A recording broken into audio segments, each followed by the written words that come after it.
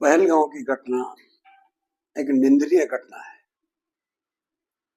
और खासतौर से जिस प्रकार के हौसले आतंकियों के बढ़े हैं और निर्दोष ऐसे लोग जो टूरिज्म की दृष्टि से वहां गए थे, 27 ऐसे निर्दोष लोगों की हत्या होना पूरे देश के लिए चिंता की बात भी है, एक चुनौती भी है। और देश के प्रधानमंत्री नरेंद्र मोदी जी ने इसको चुनौती के रूप में स्वीकार किया है।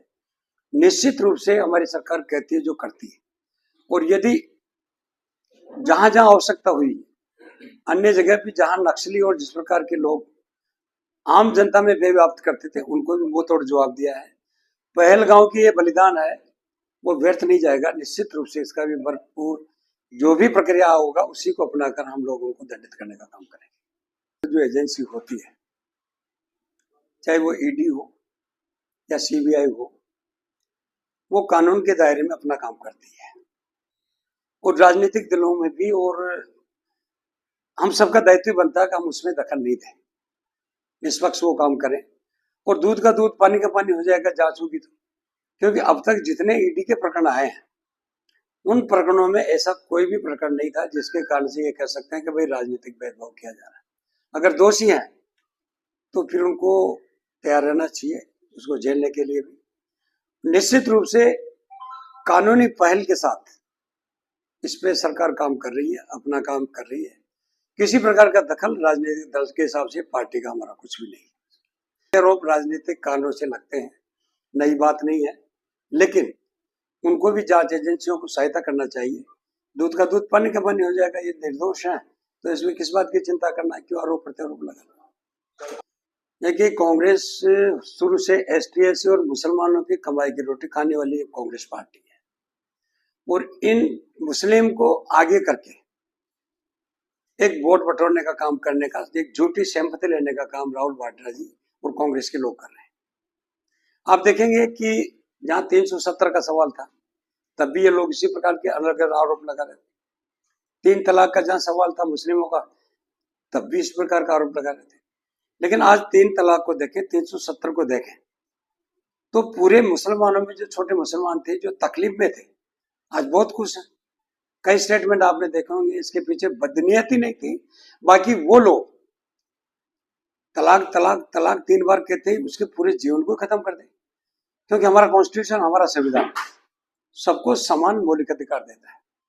जहां तक वक्फ संशोधन अमेंडमेंट जो बिल आया है, मैं समझता हूं इससे बढ़िया कोई अमेंडमेंट नहीं हो सकता।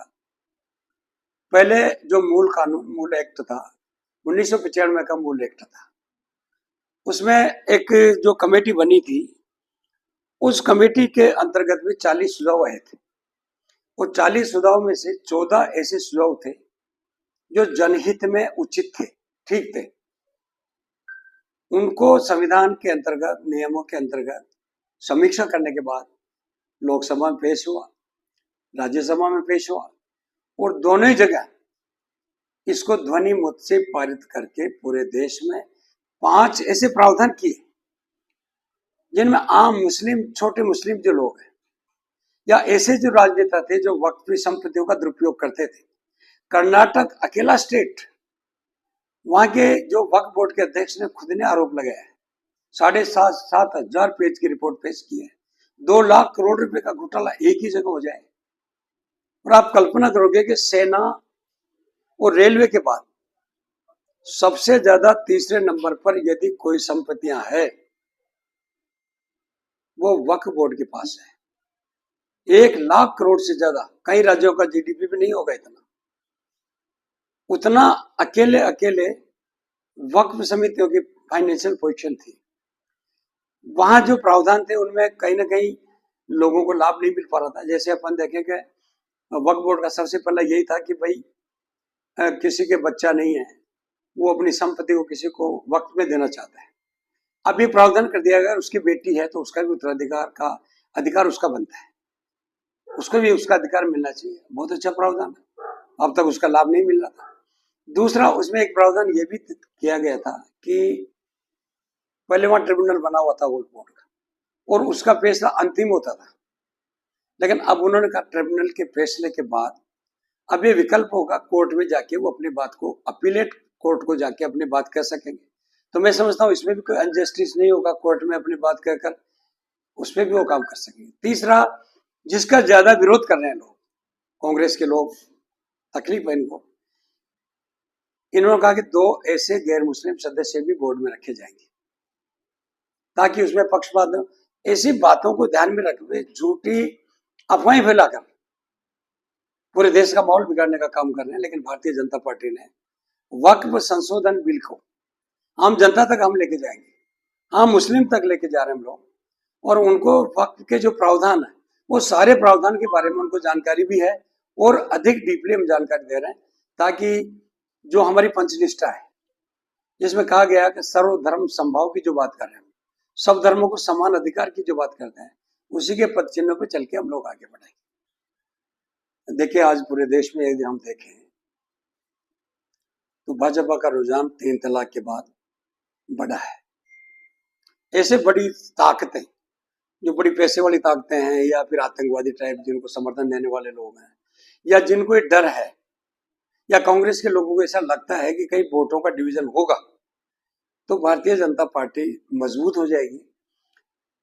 यही कारण मैं समझता हूँ मोटे मोटे, बाकी तो आम जनता में, गरीब मुसलमानों में पार्टी के प्रति किसी प्रकार का विरोध नहीं है। उनको डराया जा रहा है, उनको ये कहा जा रहा है कि तुम्हारे साथ अन्याय हो जाएगा, देश निकाल दिए जाओगे। लेकिन अब तक मेरे ख्याल से 12 साल हो गए मोदी जी की सरकार को। पहले अटल बिहारी वाजपेयी थे, अभी मोदी जी तो ईद पे ईदी भेजी है सब मुसलमानों को, करोड़ों मुस्लिम भाइयों को ईदी भेजने का काम किया है। वक्फ बोर्ड का स्ट्रेंथिंग जो हम कर रहे हैं मुसलमानों के लिए कर रहे हैं भाई, उसमें कोई जनरल लोगों को, जनरल कास्ट को लाभ नहीं मिलने वाला। उसका जो भी पैसा होगा गरीबों के उत्थान के लिए होगा, उनका जीवन सुधरे। और आप कह रहे हो कि योजनाएं नहीं मिल पा रही, मैं कहता हूं कि सबका साथ, सबका विकास, सबका प्रयास, यही हमारा मूल मंत्र है मोदी जी का। आज जहां प्रधानमंत्री आवास मिलेगा तो उसमें नहीं देखा जाएगा मुस्लिम कौन है, हिंदू कौन है, अन्य जाति कौन है, उसके क्राइटेरिया में वो आता है, उसको मिलेगा। जहां पानी का सवाल है, हर घर को नल मिलेगा, पक्षपात बिल्कुल नहीं है। रोड बन रहा है, इंफ्रास्ट्रक्चर, वो भी सभी के लिए बन रहा है। तो मैं कहता हूँ इस प्रकार की बातें जो कोई कर रहे हैं वो इस बात को साबित करें कि मुसलमानों के प्रति अन्याय हो रहा है। कहाँ हो रहा है? पूरे राजस्थान में पूरा भाईचारा है। आप देखिए ख्वाजा मोहम्मद चिश्ती की दरगाह जो आती है, प्रधानमंत्री जी भी, मुख्यमंत्री जी भी, पूरे देश के नेता चादर चढ़ाते हैं भाई। भाईचारा स्थापित है राजस्थान में और पूरे देश में है। तो मैं समझता हूँ इस प्रकार के आरोप निराधार है।